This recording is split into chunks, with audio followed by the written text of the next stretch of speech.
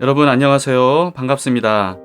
오늘도 하나님 앞에 함께 예배를 드리는 여러분 모두에게 하나님의 은혜와 평강이 함께 하시기를 축복합니다.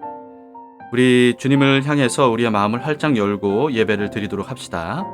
기도하시겠습니다. 하나님 아버지, 예배를 통해서 주님 앞으로 나아갈 때 우리를 안아주시고 필요한 은혜를 베풀어 주시리라 믿습니다. 오직 주님만을 의지하오니 우리의 삶을 강하게 붙들어 주시고 말씀으로 오늘도 인도해 주시옵소서. 예수님 이름으로 기도합니다. 아멘. 네, 함께 찬양하시겠습니다. 아버지 사랑 내가 노래해. 우리를 향한 주님의 크신 사랑을 우리 함께 찬양합시다.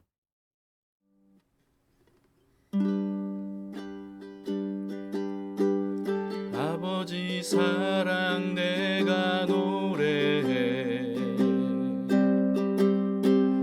아버지 은혜 내가 노래해. 그 사랑 변함없으신 거짓 없으신 성실하신 그 사랑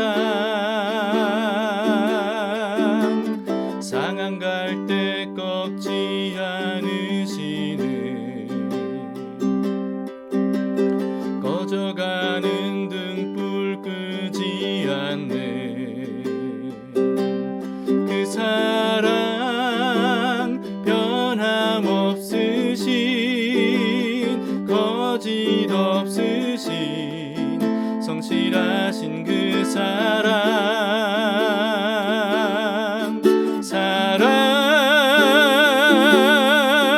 그 사랑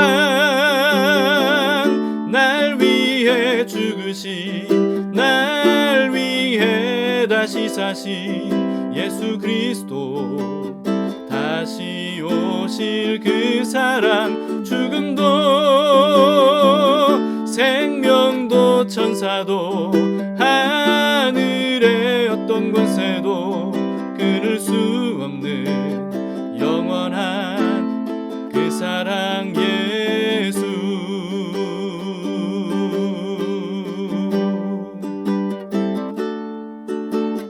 아버지 사랑 내가 노래해. 아버지 은혜 내가 노래해. 그 사랑 변함없으신 거짓 없으신 성실하신 그 사랑 상한 갈 때 꺾지 않으시는 꺼져가는 등불 끄지 않는 그 사랑 변함없으신 거짓 없으신 성실하신 그 사랑 그 사랑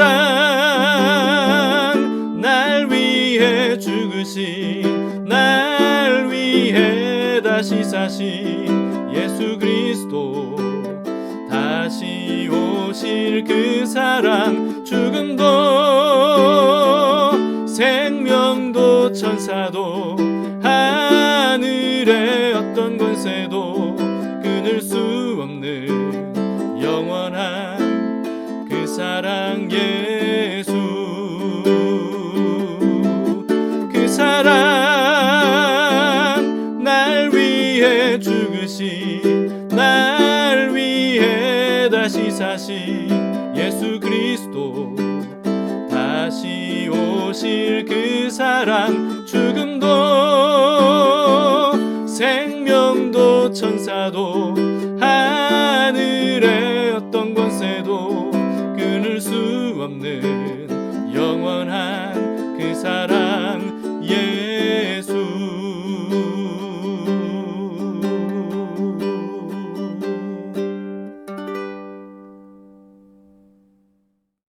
오늘 말씀을 함께 보시겠습니다. 레위기 13장 40절에서 59절입니다. 나병이 대머리에 난 경우와 그리고 또 집안의 의류 또는 가죽 제품에 난 경우에 대한 진찰법입니다. 누구든지 그 머리털이 빠지면 그는 대머리니 정하고 앞머리가 빠져도 그는 이마 대머리니 정하니라. 그러나 대머리나 이마 대머리에 희고 불그스름한 색점이 있으면 이는 나병이 대머리에나 이마 대머리에 발생하니라. 제사장은 그를 진찰할지니 그 대머리에나 이마 대머리에 돋은 색점이 희고 불그스름하여 피부에 발생한 나병과 같으면 이는 나병 환자라 부정하니, 제사장이 그를 확실히 부정하다고 할 것은 그 환부가 그 머리에 있음이니라. 나병 환자는 옷을 찢고 머리를 풀며 윗입술을 가리고 외치기를 부정하다 부정하다 할 것이요 병 있는 날 동안은 늘 부정할 것이라. 그가 부정한즉 혼자 살되 진영 밖에서 살지니라. 만일 의복에 나병 색점이 발생하여 털옷에나 베옷에나 배나 털의 날에나 씨에나 혹 가죽에나 가죽으로 만든 모든 것에 있으되 그 의복에나 가죽에나 그 날에나 씨에나 가죽으로 만든 모든 것에 병색이 푸르거나 붉으면 이는 나병의 색점이라 제사장에게 보일 것이요 제사장은 그 색점을 진찰하고 그것을 이레 동안 간직하였다가 이레 만에 그 색점을 살필지니 그 색점이 그 의복의 날에나 씨에나 가죽에나 가죽으로 만든 것에 퍼졌으면 이는 악성 나병이라. 그것이 부정하므로 그는 그 색점 있는 의복이나 털이나 배의 날이나 씨나 모든 가죽으로 만든 것을 불사를지니 이는 악성 나병인즉 그것을 불사를지니라. 그러나 제사장이 보기에 그 색점이 그 의복의 날에나 씨에나 모든 가죽으로 만든 것에 퍼지지 아니하였으면 제사장은 명령하여 그 색점 있는 것을 빨게 하고 또 2일 동안 간직하였다가 그 빤 것을 볼지니 그 색점의 빛이 변하지 아니하고 그 색점이 퍼지지 아니하였으면 부정하니 너는 그것을 불사르라. 이는 거죽에 있든지 속에 있든지 악성 나병이니라. 빤 후에 제사장이 보기에 그 색점이 엷으면 그 의복에서나 가죽에서나 그 날에서나 씨에서나 그 색점을 찢어버릴 것이요 그 의복의 날에나 씨에나 가죽으로 만든 모든 것의 색점이 여전히 보이면 재발하는 것이니 너는 그 색점 있는 것을 불사를지니라. 내가 빤 의복의 날에나 씨에나 가죽으로 만든 모든 것에 그 색점이 벗겨졌으면 그것을 다시 빨아야 정하리라. 이는 털옷에나 베옷에나 그 날에나 씨에나 가죽으로 만든 모든 것에 발생한 나병 색점에 정하고 부정한 것을 진단하는 규례이라.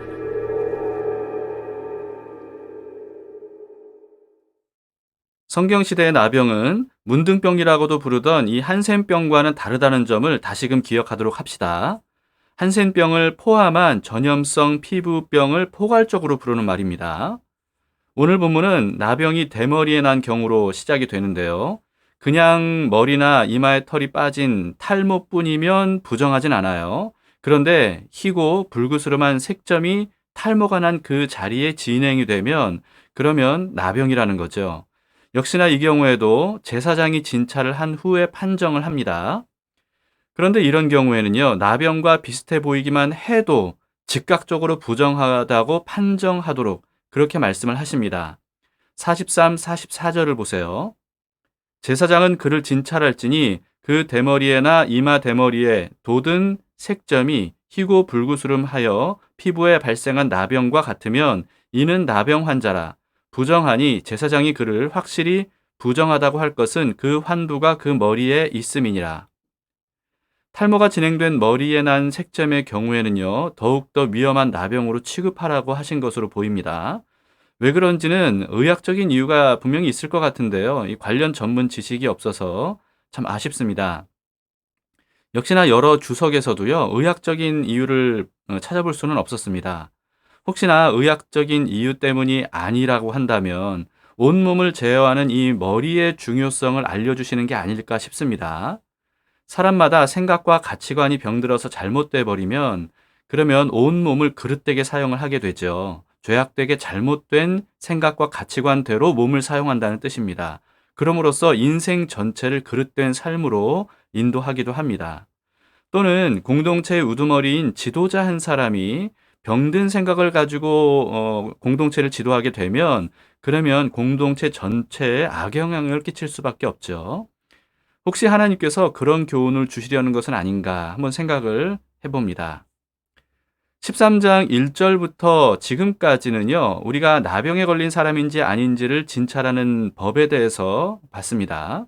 여러 가지 나병에 걸린 것이 확실하면 환자에게 부정하다는 진단을 내립니다. 그러면 나병 환자는 반드시 이렇게 해야 됐습니다. 45, 46절을 보세요.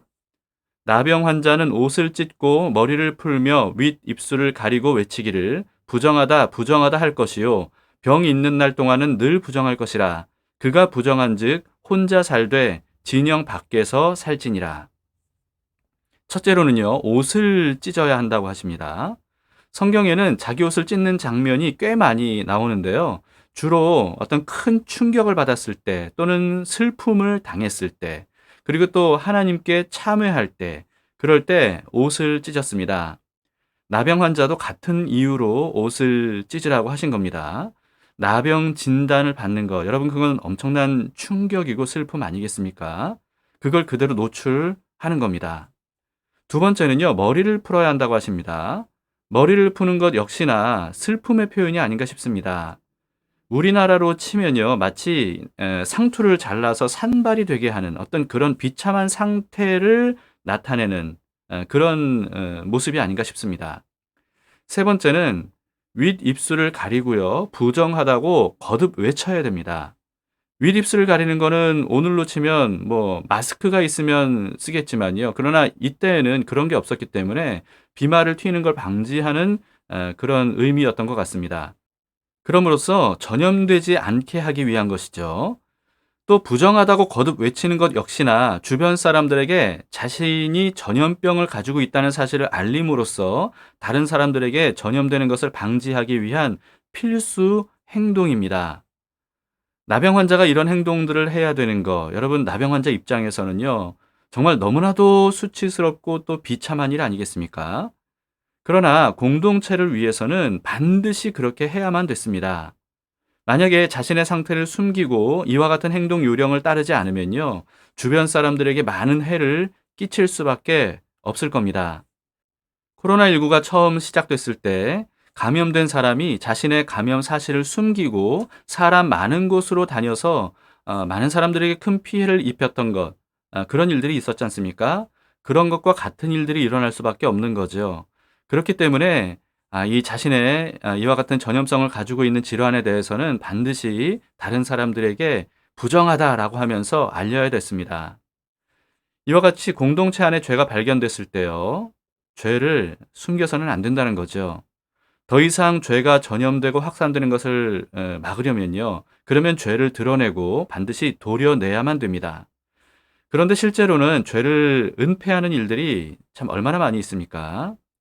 특히나 교회 안에서 범죄가 발생됐을 때, 참 안타깝게도 이 사실이 세상에 알려지면 하나님의 영광을 가린다라고 하는 이유로 대부분 숨기고 덮는 일들이 많은 것 같습니다.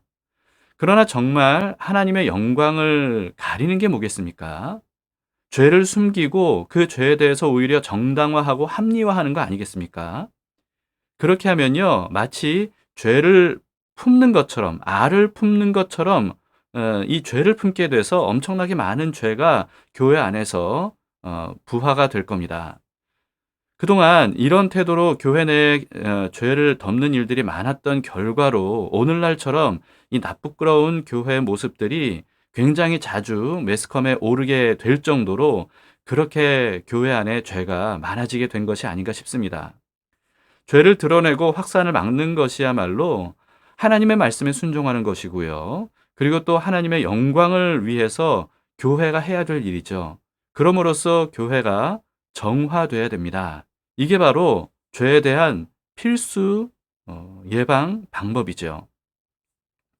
네 번째는요, 병이 낫기 전에는 계속 부정하기 때문에 진영 밖으로 나가서 혼자 살아야 된다고 하십니다. 진영 밖으로 나가서 혼자 살아야 된다는 것은 이건 엄청난 재앙이죠. 사랑하는 가족과 이웃들을 완전히 떠나야 되는 거고요. 그럼으로써 이스라엘 공동체를 통해서 받았던 그 혜택들이 완전히 끊기게 되는 겁니다. 여러분 이것은요. 죄의 비참한 결과를 상징적으로 보여줍니다. 죄에 대한 하나님의 심판은 결국은 공동체 진영 밖으로 완전히 격리시키는 겁니다. 하나님 나라에서 배제시키는 것이고요. 그게 바로 지옥이죠. 이것을 성경에서는 가지치기로도 표현되어 있습니다. 이처럼 진영 밖으로 쫓겨나가는 것은요, 이 절망 중의 절망이라고 할 수 있는 거죠. 단 여러분 잊지 말아야 되는 것은 이 나병은 개인의 죄악 때문이라고 생각해서는 안 된다라고 하는 겁니다. 이 인류 전체에 죄악이 많아지게 되면서 나병이라고 하는 것이 사람들에게 질병으로서 고통을 주게 되는 거죠. 그럼으로써 이와 같은 결과가 일어나는 것이지 그 개인의 죄 때문에 나병으로 인해서 이런 재앙을 받는 게 아닌 겁니다. 다만 우리는 이 나병을 통해서 죄의 결과가 어떤지에 대해서 교훈을 얻어야 된다는 사실을 여러분 꼭 잊지 마시기 바랍니다. 우리가 본래 죄에 감염된 사람들이기 때문에 이와 같은 결과를 당할 수밖에 없는 운명이었다는 거지요. 그런데 우리는요, 지금 하나님 나라 진영 안으로 들어와 있지 않습니까? 어떻게 그렇게 될 수 있었겠습니까? 예수님께서 우리 대신에 진영 밖으로 쫓겨나 주셨기 때문입니다. 여러분 속죄제 기억나시죠? 속죄제 드리는 법. 제사장과 온 회중을 위한 속죄제인 경우에는요, 내장 기름들과 콩팥을 번제단 위에 올려서 화제로 드린 이후에 제물에 남은 모든 부분들은 이렇게 처리해야 했습니다. 레위기 4장 11절 12절인데요. 그 수송아지의 가죽과 그 모든 고기와 그것의 머리와 정강이와 내장과 똥, 곧 그 송아지의 전체를 진영 바깥 재버리는 곳인 정결한 곳으로 가져다가 불로 나무 위에서 사르되 곧 재버리는 곳에서 불사를 지니라. 이스라엘 진영 밖으로 이 제물에 남은 모든 것들을 가지고 가서 완전히 불로 소각시켜야 됩니다. 죄인 대신에 속죄 제물이 대신해서 진영 밖에서 불태워지는 겁니다. 이로써 죄인은요, 부정함이 소멸되기 때문에 진영 안에서 이스라엘 공동체 혜택을 그대로 다 누릴 수 있게 되는 겁니다. 이와 같이 영원한 속죄 제물이 되어 주신 예수님께서 우리 대신에 영문 밖에서 죽으셨습니다. 예수님께서 십자가를 지시고 어디로 가셨습니까? 이스라엘 성 밖에 있는 골고다 언덕으로 올라가셨습니다. 거기서 십자가에 달려서 죽으셨죠. 히브리서 13장 11절 12절에서 이렇게 말씀합니다. 이는 죄를 위한 짐승의 피는 대제사장이 가지고 성소에 들어가고 그 육체는 영문 밖에서 불사름이라. 그러므로 예수도 자기 피로써 백성을 거룩하게 하려고 성문 밖에서 고난을 받으셨느니라. 예수님께서 부정하다는 판정을 받으시고 모든 수치와 모욕과 내쫓김을 당하시고 죽으신 덕분에 예수님을 믿는 우리가요, 정하다라고 하는 판정을 받을 수 있었고요. 그로 인해서 모든 수치와 모욕과 내쫓김을 면할 수가 있었습니다. 하나님 나라 공동체의 일원으로서 하나님께서 주시는 모든 혜택들을 받아서 누리는 접붙여진 가지와 같이 된 거죠. 이와 같은 예수님의 사랑과 공로를 우리가 어떻게 다 알 수 있고 또 어떻게 다 표현할 수 있을까 싶습니다. 예수님께서 베풀어 주신 사랑과 은혜를 더욱더 가슴 깊이 우리가 깨달아야 되고요. 그리고 거기에 대해서 감사하는 우리 모두가 될 수 있기를 바랍니다.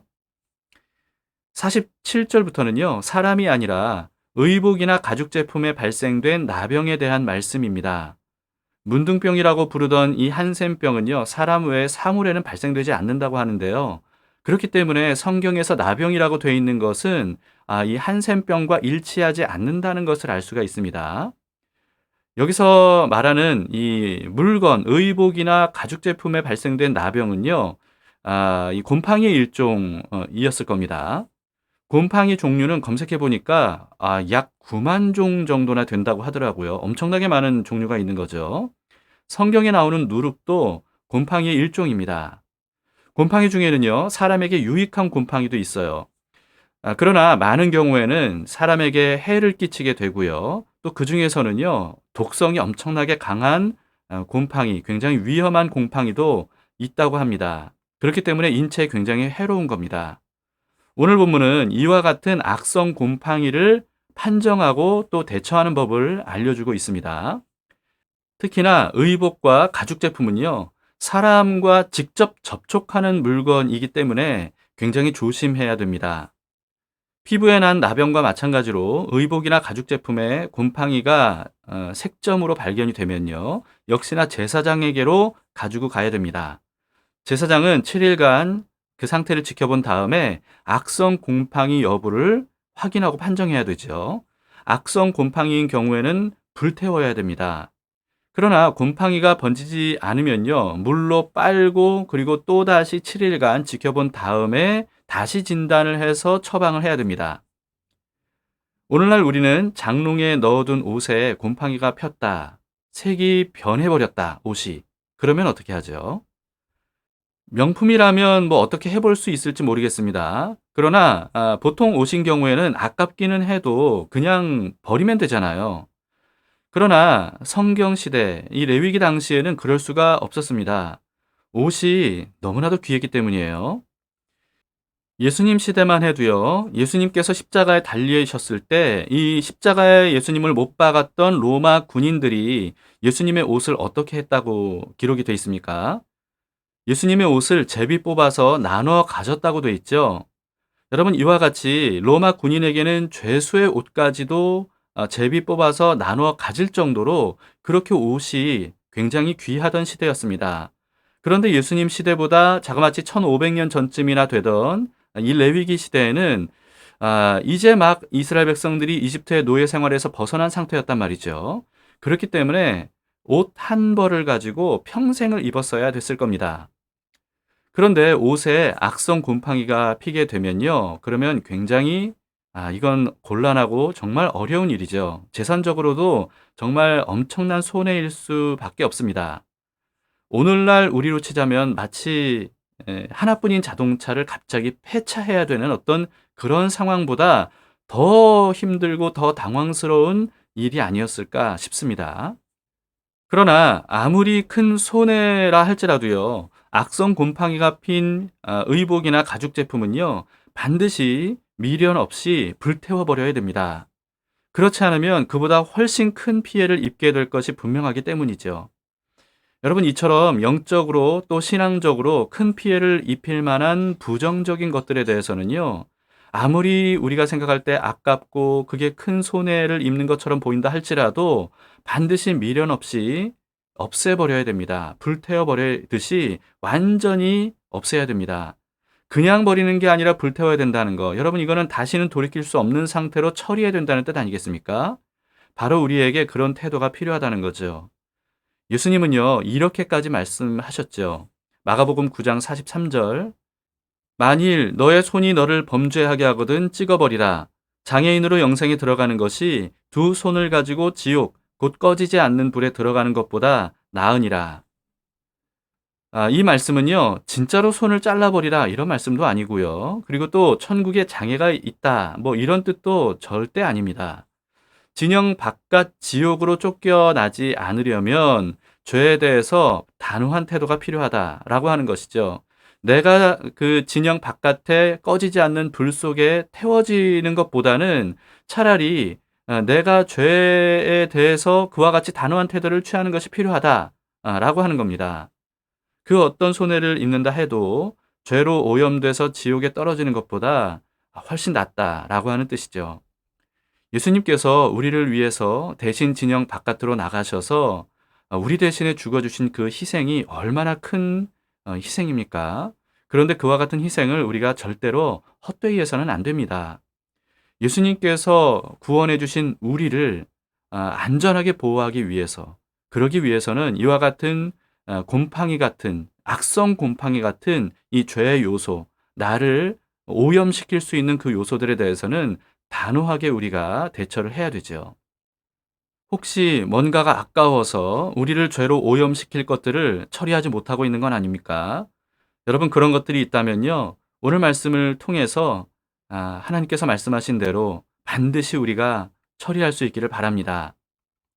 악성 곰팡이와도 같은 죄에 접촉될 가능성을 미리 완전히 차단함으로써 정결하고 거룩한 상태를 우리가 최대한 유지하는 것. 그게 바로 구원받은 우리에게 무엇보다도 중요하다는 사실을 우리가 오늘 본문을 통해서 깊이 묵상해 볼 수 있기를 바랍니다.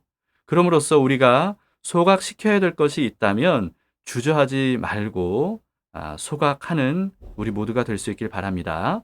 그러면 하나님께서 산 제사로 기쁘게 받으시고 우리에게 필요한 은혜를 베풀어 주심으로써 주님과 늘 동행하는 삶을 살아갈 수 있을 겁니다. 함께 기도하시겠습니다. 하나님 아버지, 오늘 말씀을 통해서 정말 죽을 수밖에 없는 우리들, 진영 바깥으로 끌려나가서 영원히 불태워질 수밖에 없는 우리들인데 주님께서 대신해서 우리를 위해서 영문 밖으로 나가시고 십자가에 달려 죽으신 것을 감사합니다. 주님 덕분에 우리가 주님 앞에 설 수 있었습니다. 주님 덕분에 우리가 공동체 안에서 하나님 나라 백성으로서 살아갈 수 있고 하나님의 한량없는 은혜를 우리가 직접 받아 누릴 수 있게 되었음을 믿고 감사를 드립니다. 하나님, 예수님을 통해서 부어주신 이 놀라운 은혜를 우리가 가볍게 여기지를 않길 원합니다. 늘 우리의 마음을 열어주셔서 이와 같은 진리를 깨달아 알 수 있도록 도와주시고 그로 인해서 거룩하게 신실하게 주님 앞에서 온전히 세워져 갈 수 있도록 인도해 주시옵소서. 주님, 혹시 우리가 버려야 될 이 더러운 것들, 부정한 것들이 있다면 주님 우리에게 용기를 주시고 또 단호한 마음을 허락해 주셔서 그로 인해서 정말 정결하게 우리가 잘 처리할 수 있도록 도와주시기를 원합니다. 오늘도 우리의 삶을 주님께 맡깁니다. 기쁘게 연락해 주시고 주님과 동행하는 그 풍성함과 기쁨과 평안을 다 받아 누릴 수 있도록 인도해 주시옵소서. 예수님 이름으로 기도합니다. 아멘. 네, 오늘 말씀을 생각하시면서 오늘도 주님과 함께 동행하시기를 바랍니다. 예수님께서 오늘도 변함없이 우리와 함께 하십니다.